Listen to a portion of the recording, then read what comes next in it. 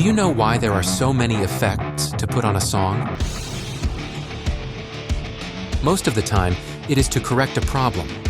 But adding effects to a song or sound is also part of your creative process. It's the spice that will make your music different from all other music. There are literally thousands of effects that are used in music production, so you know how to choose the right effect for the type of music you are producing. And after you select this effect, can you configure all the parameters of this effect correctly?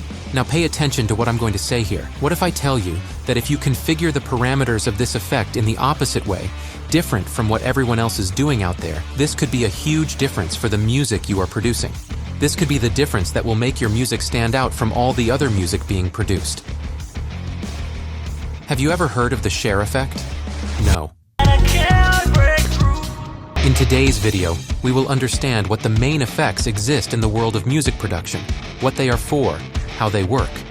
And as a bonus, I'm going to suggest an online platform full of exercises so that you can develop your own skills when choosing and configuring the effect you're going to use in the right way. Right for you, for the song you're playing with, and everything I'm going to say here in this video is suitable for any music production program, whether in a home studio or even a professional studio.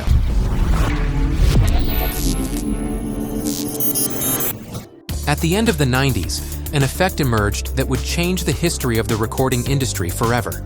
At the time, this effect was so impactful on music production that when it emerged, record companies used this effect in secret, without telling anyone. That effect was autotune, a powerful automatic voice tuner created by engineer Dr. Andy Hildebrand, an engineer who specialized in analyzing sounds in the ground to help locate oil. One day, a friend of his asked him to develop a computer program that could tune her voice, and he accepted the challenge.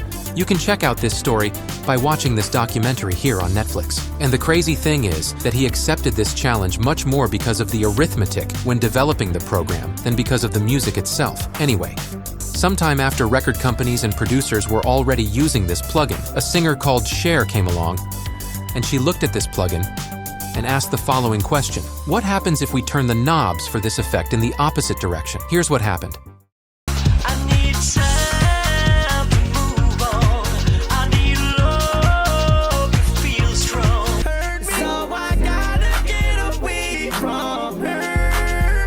If I lost you, I'd lose myself, and I wouldn't feel the way I feel now. The vibe is wrong, and it haunted me all the way home. Well, having a good time, I know you anywhere when you walked in.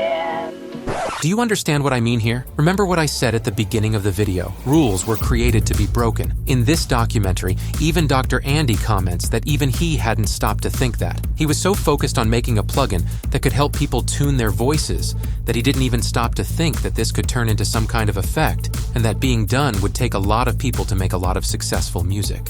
If you enjoy watching videos like this, please follow our channel and turn on notifications, because your participation is essential for us to continue producing videos like this. Thanks. In music production, an effect refers to any intentional change applied to a sound to modify the quality, timbre, space, or character of that sound. These modifications are used to create a kind of variety of emotions, atmospheres, and textures in the music. There are many different types of effects that are used in music production. Here are the most common ones. Reverb. Reverb is an effect that simulates sound, reflecting off surfaces and creating a spatial environment. It can be used to add depth and realism to a recording.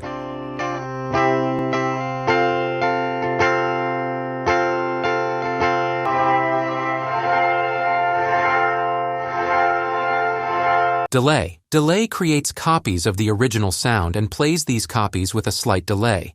This can be used to create an echo effect or to add rhythmic complexity to a song.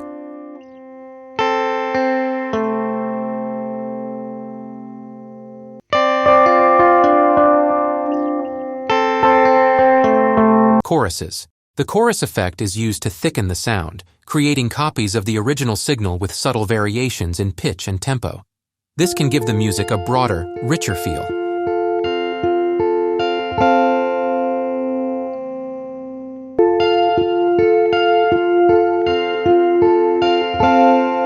flanger creates an effect similar to chorus, but with a very short delay and more intense variation.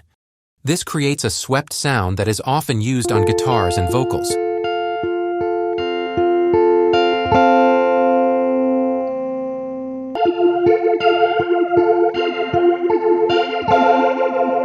Doing so also creates a sweeping effect, but using a filter to modify the phase of the signal. This can create a wavy, psychedelic sound.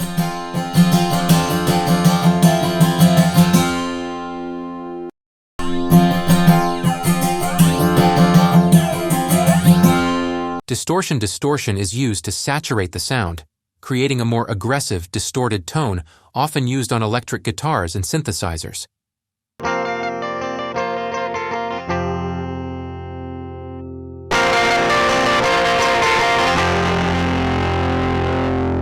Pitch shift. Pitch shift changes the pitch of the sound, allowing it to be increased or decreased in pitch.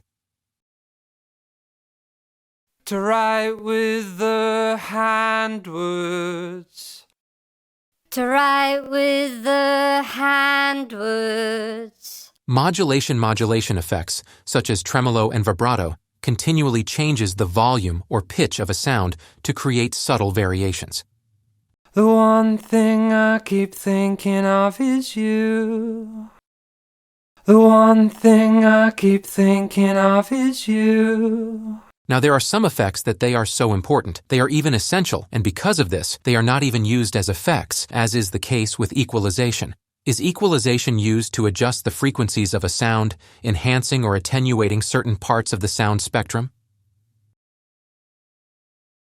The one thing I keep thinking of is you. One thing I keep thinking of is you.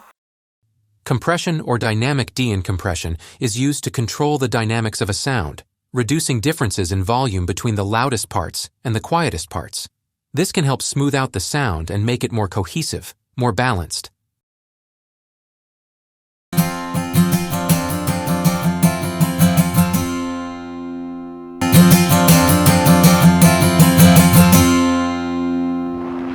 Reverb, without a doubt, is a very powerful effect that can be used in infinite ways and is capable of transforming a song.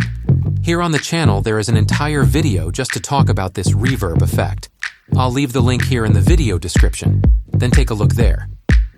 Now the best way for you to know how to use the effect is to train your perception, not to mention your intuition. It is you who will have to decide whether or not to add an effect and how much of that effect you are going to use. To know how to do this, you need to do some exercises. But to make this exercise thing not too boring, some producers got together to develop an online platform called SoundGym. And now comes the good part of this video. Anyone who follows the channel knows that this platform is already a partner here on the channel. And one of the advantages of this partnership is that here in the video description there is a link for you to use this link, and you will get a 20% discount if you use any tool there, which is paid for any of the tools and this exclusive discount here of the channel. We chatted with the guys there and got you this discount. And I'm gaining absolutely nothing from this. This discount is yours, and I don't know until when it will be valid. So I suggest you try to use it as soon as possible. So take the link in the description and let's do some exercises or games, which is how they say it on the website and web wizard in this exercise. Of the 3 sounds presented, we will have to identify which sound differs from the others. The reverb usually leaves a tail, as we say in Portuguese. Let's see in practice.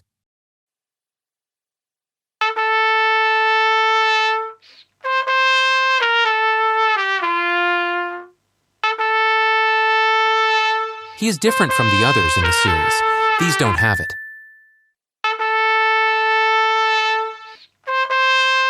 So this one reverb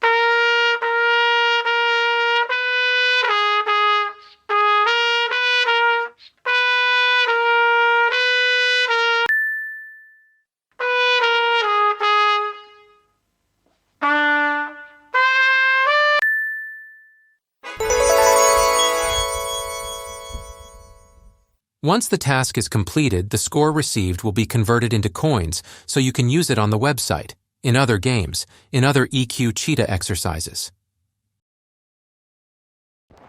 Basically, an equalizer presents the spectrum that we humans are capable of hearing, ranging from 20 Hz to 20 kHz or 20,000 Hz. In other words, we have 19,980 frequencies to work on a lot. But we can divide into 4 parts: bass, mid-bass, mid-treble, and treble. Vertically, we have the volume, which is measured in decibel, the dB, where 0 dB means an ideal average and not zero sound. In the case of this next exercise in this next game, we have to identify where an incorrect increase in frequency occurred.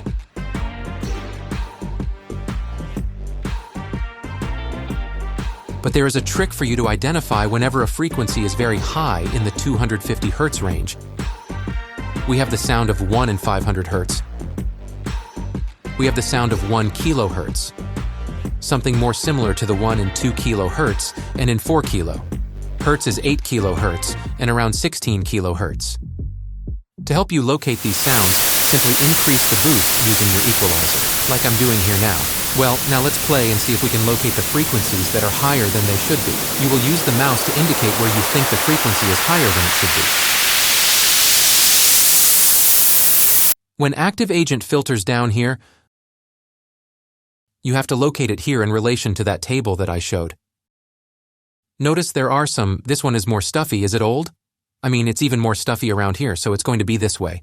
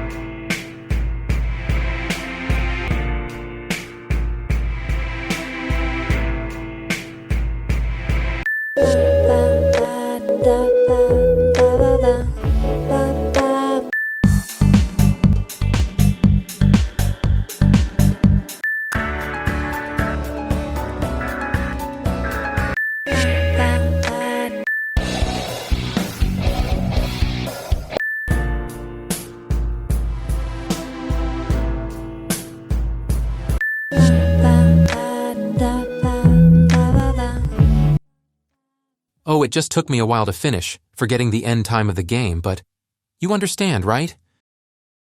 If you've watched this video so far, please follow our channel and turn on notifications so you can be notified whenever we release a new video here on the channel. We release videos every week, all produced with great care for you. Thanks, and see you in the next video.